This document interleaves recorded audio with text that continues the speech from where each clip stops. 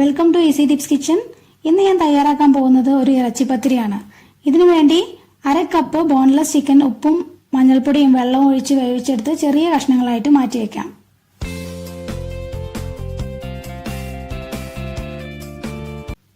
ഇനി ഇതുണ്ടാക്കുന്നതിന് വേണ്ടി ഒരു പാൻ ചൂടാകുമ്പോൾ 2 ടീസ്പൂൺ വെളിച്ചെണ്ണ ചൂടാക്കി എടുക്കാം.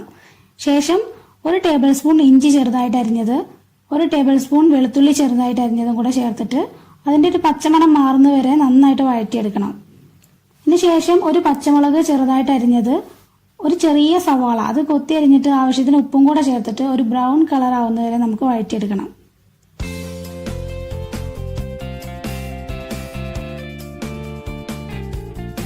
ശേഷം തീ ഒന്ന് ചെറുതായിട്ട് കുറച്ച് വെച്ച് നമുക്ക് ഇതിലേക്കുള്ള മസാലപ്പൊടികൾ ചേർത്ത് കൊടുക്കാം.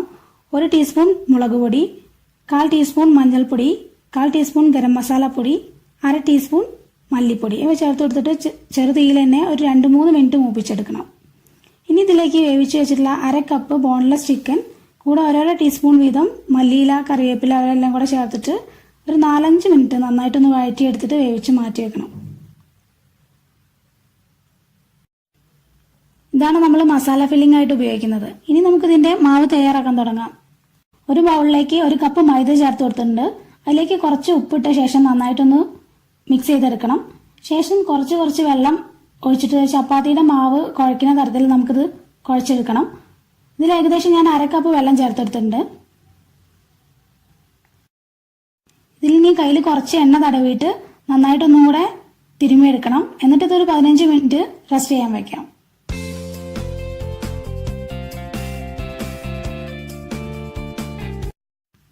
ഇനി ഇതൊരു കൗണ്ടർ ടോപ്പിലേക്ക് ഇട്ടിട്ട് നമുക്കിത് പരത്തിയെടുക്കണം.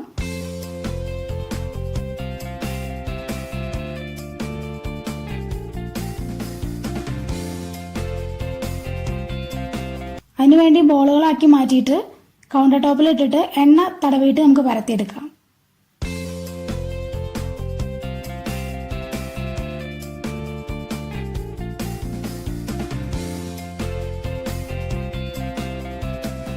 ഇനി ഒരു അടപ്പ് ഉപയോഗിച്ച് നമുക്ക് മുറിച്ചെടുക്കാം. ഇനി ബാക്കി വരുന്ന മാവ് ഉപയോഗിച്ചിട്ട് വേറെയും നമുക്ക് പരത്തിയിട്ട് മുറിച്ചെടുക്കാം.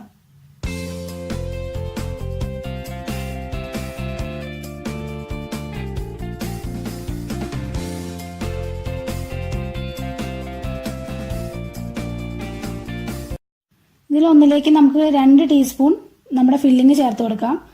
എന്നിട്ട് രണ്ടാമത് പരത്തി വെച്ച ചപ്പാത്തി അതിന്റെ മേലേക്ക് വെച്ചു കൊടുത്തിട്ട് ഒന്ന് സൈഡുകളിലൂടെ പ്രസ് ചെയ്ത് കൊടുക്കാം. ശേഷം നമുക്ക് ഫോൾഡ് ചെയ്ത് കൊടുക്കാം.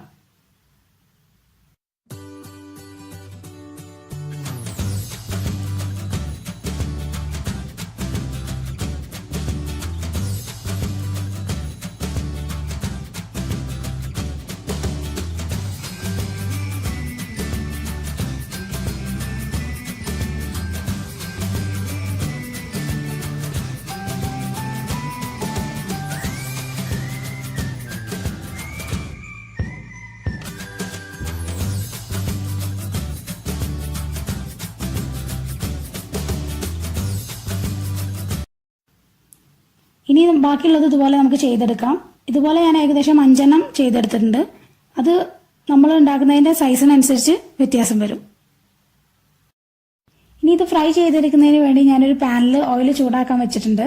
ഓയിൽ നന്നായിട്ട് ചൂടായി വരുമ്പം നമ്മൾ ഓരോന്നായിട്ട് അതിലേക്ക് ഇട്ടിട്ട് തിരിച്ചും മറിച്ചിട്ടിട്ട് ഒരു ഗോൾഡൻ കളർ ആവുന്നവരെ നമുക്ക് മൊരിയിച്ചെടുക്കാം.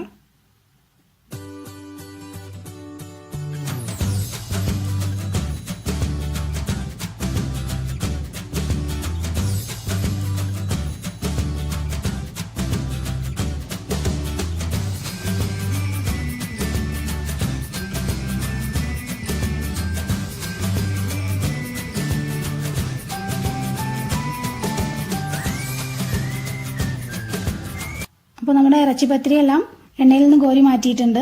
അപ്പോൾ ഇന്നത്തെ വീഡിയോ എല്ലാവർക്കും ഇഷ്ടമായെന്ന് വിചാരിക്കുന്നു. ഇഷ്ടപ്പെട്ടിട്ടുണ്ടെങ്കിൽ ലൈക്ക് ചെയ്യാനും ഷെയർ ചെയ്യാനും സബ്സ്ക്രൈബ് ചെയ്യാനും മറക്കരുത്. Thanks for watching easy tips kitchen.